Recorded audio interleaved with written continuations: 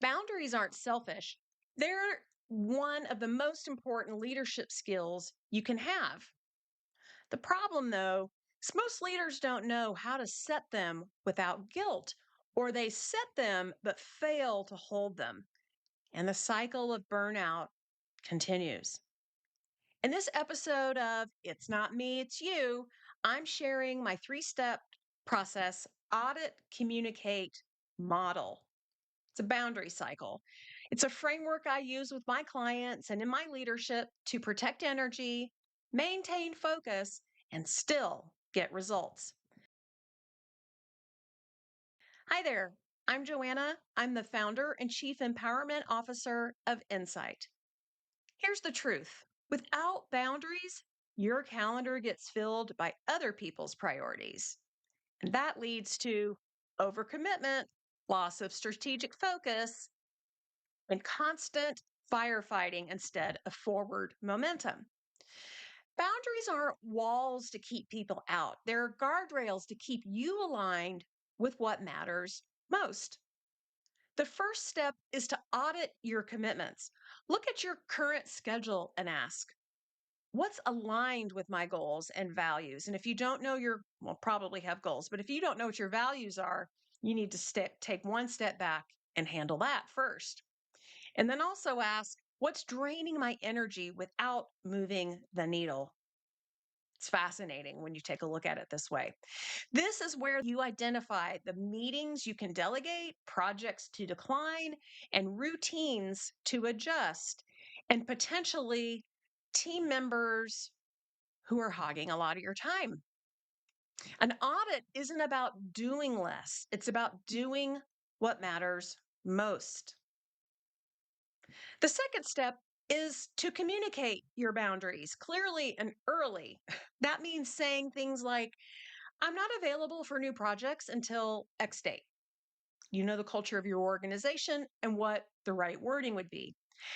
Or I can only take client calls on Tuesdays and Thursdays. Or I don't respond to non urgent messages after 6 p.m. The key is to be respectful but firm. Boundaries lose their power when they're hinted at instead of stated. The third step is to model the boundaries you want your team to follow. If you tell your team to take breaks but send them emails at midnight, your actions undermine your message. Modeling creates permission. When leaders hold their own boundaries, they give everyone else the freedom to do the same. Here's an example. Okay, step one, audit. You realize you're in back to back meetings 5 days a week with no time for strategy work. Step two, communicate. You block 2 half days a week for deep work and let your team know you'll be unavailable during those times.